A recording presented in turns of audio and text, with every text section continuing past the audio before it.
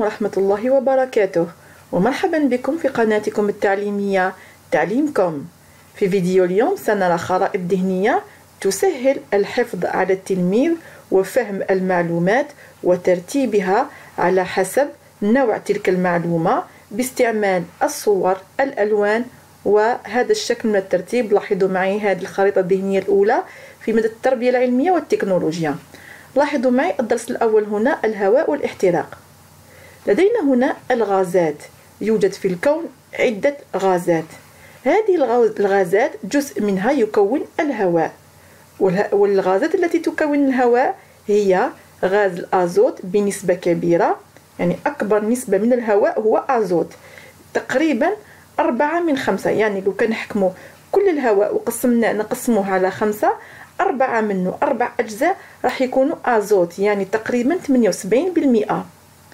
لدينا أيضا غاز ثنائي الأكسجين وهو تقريبا 1/5، يعني تقريبا 21%، ونسبة قليلة جدا من غازات أخرى من بينها ثنائي أكسيد الكربون وبخار الماء إلى آخره. إذا مما يتكون الهواء، يتكون الهواء من غاز الأزوت بنسبة 78%، غاز ثنائي الأكسجين بنسبة 21% تقريبا، وغازات أخرى قليلة جدا تكون أقل من 1%، منها ثنائي أكسيد الكربون وبخار الماء. يوجد غازات أخرى أيضا، منها غاز الميثان، غاز البروبان، غاز البوتان. وهذه الغازات الميزة تاعها أنها قابلة للاحتراق. هذه الغازات لو اتحدت مع ثنائي أكسجين زائد الحرارة ينتج عن هذا الاحتراق. لاحظوا هنا هذا أحد هذه الغازات زائد الأكسجين، لاحظوا هنايا السهم جاي من غازات أخرى هنا، يعني إما غاز الميثان أو البروبان أو البوتان أو من الغازات المحترقة. واحد من هذوما بوجود الأكسجين والحرارة، هاد 3 عوامل ينتج عنه الاحتراق. وهذا الاحتراق إذا توفر ثنائي الأكسجين كان بوفرة في الاحتراق نوعه سيكون تام، لأن للاحتراق نوعان: احتراق تام واحتراق غير تام. أما الاحتراق التام فهو الشرط تاعو هو توفر ثنائي الأكسجين. وكيفاش نتعرفوا عليه؟ نتعرفوا عليه العلامة هي اللهب يكون أزرق اللون. أما الناتج يعني غاز بروبان أو غاز البوتان أو أي غاز زائد O2 يعني زائد غاز ثنائي الأكسجين بفعل الحرارة يساوي غاز ثنائي أكسيد الكربون زائد بخار الماء. هادو هما الناتج أو نواتج الاحتراق التام، والعلامة هي اللهب الأزرق. أما فيما يخص احتراق غير التام فهذا يكون إذا كان ثنائي الأكسجين ناقص، يعني إذا كانت كمية غاز ثنائي الأكسجين قليلة، هنا غاز البروبان أو البوتان أو يعني الغاز القابل للاحتراق كميته حتغلب الأكسجين، لهذا الناتج راح يتغير. الناتج يعطيني احتراق غير تام، ونتعرفوا على الاحتراق غير تام بوجود اللهب الأصفر اللون كما توضحه هنا الصورة في الخريطة. والناتج هو هباب الفحم، يعني هذاك اللون الأسود هذاك اللي نشوفوه على الأغطية أو على الأسطح يكون أسود اللون، هباب الفحم. ويكون الناتج آخر وهو غاز سام جدا وقاتل واسمه غاز أحادي أكسيد الكربون. فرق كبير جدا بين غاز ثنائي أكسيد الكربون وغاز أحادي أكسيد الكربون. غاز ثنائي أكسيد الكربون ماهوش غاز سام، ماهوش غاز قاتل، لكن غاز أكسيد أو أحادي أكسيد الكربون هو غاز سام لا رائحة له لا لون له، يسموه الغاز الصامت، يعني لا أثر له، يدخل في جسم الإنسان يقتل الإنسان والإنسان لن ينتبه لوجوده، لهذا هذا الغاز قتل عدة عائلات. ننتقل إلى الخريطة الذهنية التالية. الخريطة الذهنية رقم 2 تمثل هذه الخريطة المعلومات التي وردت في درس الكهرباء. لاحظوا معي عندنا هنا الكهرباء. مصدر الكهرباء إما أن يكون بطارية أو كهرباء القطاع. إذا طلب مني في سؤال ما هي مصادر الكهرباء، نقول إما بطارية أو كهرباء القطاع. كهرباء القطاع هو الكهرباء التي تستعمل في المنازل أو في المصانع. الآن أمثلة عن أجهزة تعمل بالبطارية: عندنا الهاتف المحمول مثلا، مصباح جيب، لعب أطفال، الحاسوب المحمول إلى غير ذلك. الآن كيف تصل الشحنة إلى الجهاز؟ كيف تصل شحنة الكهرباء الموجودة في البطارية إلى الجهاز وتجعله مثلا تجعل المصباح يضيء، أو تجعل اللعبة تعمل، أو تجعل الحاسوب يعمل؟ كيف تصل هذه الشحنة؟ تصل هذه الشحنة عن طريق دارة كهربائية. وقد رأينا سابقا في السنة الماضية، عرفنا الدارة الكهربائية. تتكون الدارة الكهربائية من المولد أو البطارية، وهذه البطارية نصلها بقاطعة ومصباح بأسلاك توصيل، هذه هي الأسلاك التوصيل. ثم إذا كانت الدارة الكهربائية مغلقة، إذن هنا يمر التيار ويضيء وينير المصباح، وإذا كانت القاطعة مفتوحة إذن التيار لا يمر، يعني المصباح لا ينير لأن التيار لا يمر. الآن هنا فيما يخص البطارية وكأنها صورة مصغرة من كيفية توصيل الكهرباء من محطة التوليد إلى المنازل. تابعوا معي كهرباء القطاع كيف تعمل. أولا، كهرباء القطاع هي مصدر من مصادر الكهرباء. أمثلة عن ذلك: التلفاز يشتغل بكهرباء القطاع، الثلاجة تشتغل بكهرباء القطاع، خلاط المطبخ إلى آخره. كيف تصل الكهرباء إلى منزلنا؟ قلنا وكأن من محطة التوليد إلى المنازل وكأنها دارة كهربائية عملاقة. عندنا البطارية وعندنا الأسلاك وعندنا القواطع، عندنا كل شيء، وعندنا لهنايا في الأخير راح المصباح ينير والثلاجة تعمل والتلفاز يعمل، كلها يصل لها الكهرباء. إذن وكأنها دارة كهربائية عملاقة.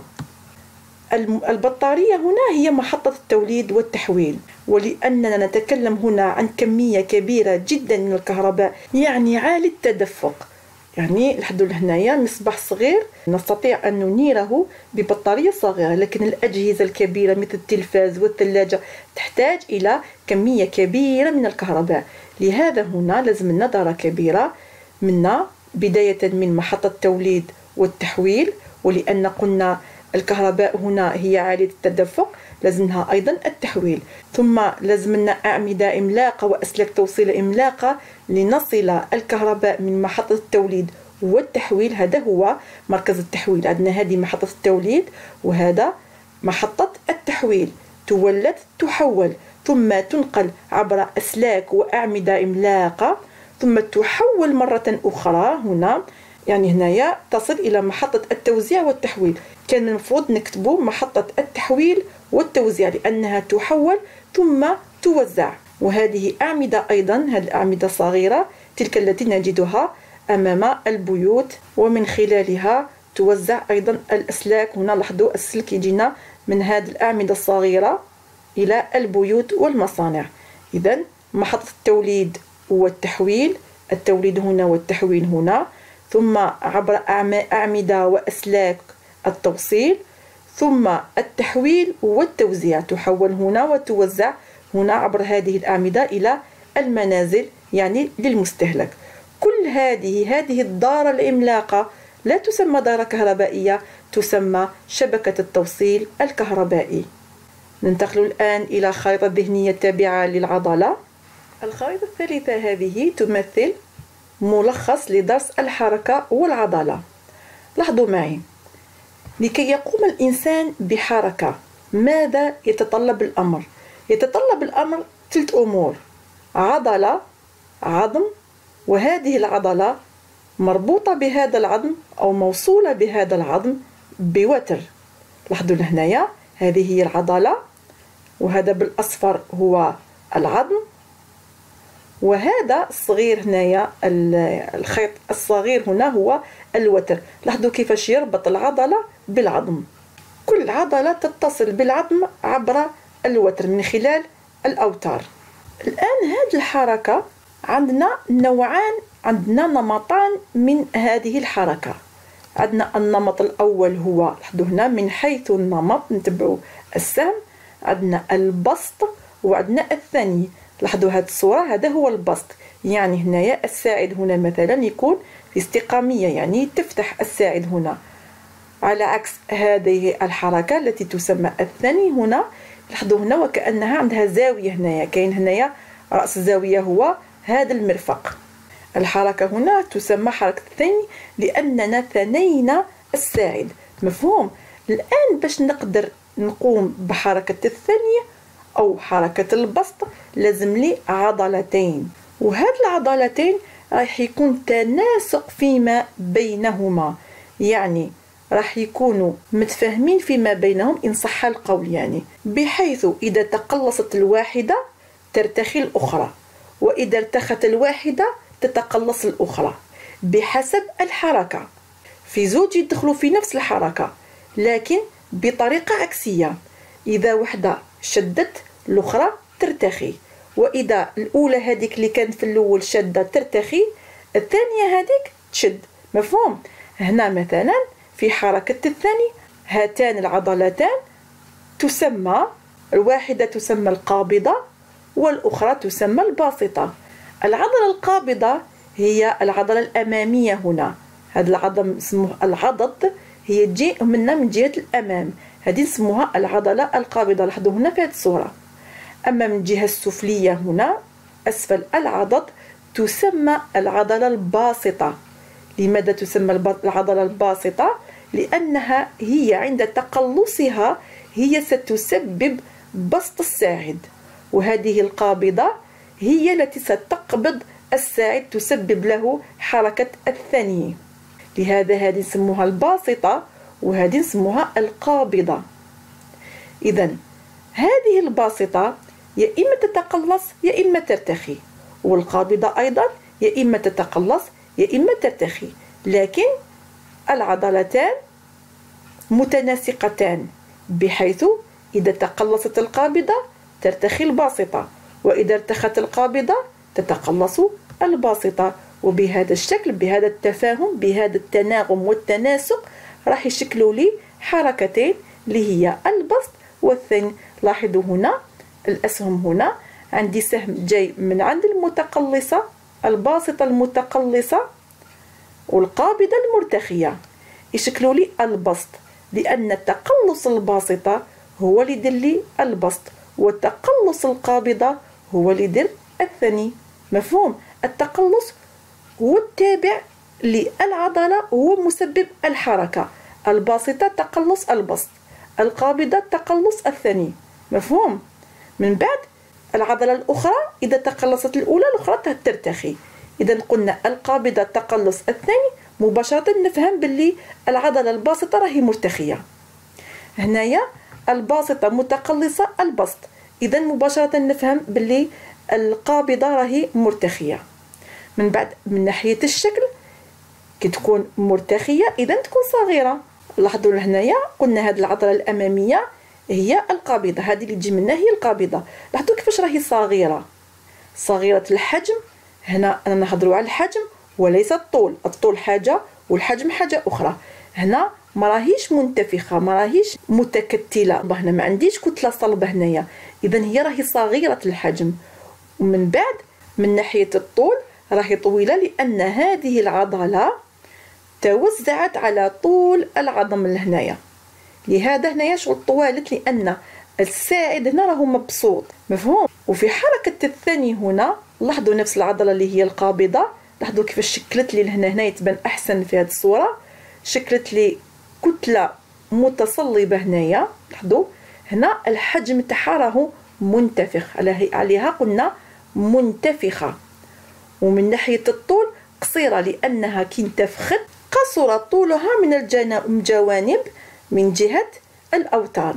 نعطيكم مثلا لو كان عندنا عجينة ونبسطوها حتكون طويلة، لكن لو حبينا نديروا لها وكأنها يعني قمة هكذايا ونفخوها راح تقصر في الطول تاعها. لو كان نجيبوا المسطره ونقيسوا الطول تاعها راح تقصر في الطول تاعها. علاش؟ لانها تكتلت قصرت في الطول تاعها. كيف هنايا نفس الشيء. هنا العضله هنا كي تنتفخ راح تقصر في الطول، وكي تولي منبسطه راح تزيد في الطول. وبما ان عمل القابضه عكس عمل الباسطه، يعني القابضه تتقلص، الباسطه ترتخي. القابضه ترتخي، الباسطه تتقلص. اذا هنايا واش عندنا حركه ضد حركه. لهذا نقول على هاتين العضلتين نقول انهما عضلتان متضادتان. العضلات المتضاده هي العضله اللي تعمل كل وحده ضد عمل او عكس عمل العضله الثانيه. نتمنى الفكره تكون وصلت. عموما هنا واش عندنا الحركه تتطلب عضله وعظم مربوطان او متصلا بوتر. عندنا الحركه من حيث النمط عندنا حركتين، البسط والثاني. البسط يتطلب عضله الباسطه متقلصه زائد عضله قابضه مرتخيه، والثاني يتطلب عضله قابضه متقلصه زائد عضله باسطه مرتخيه.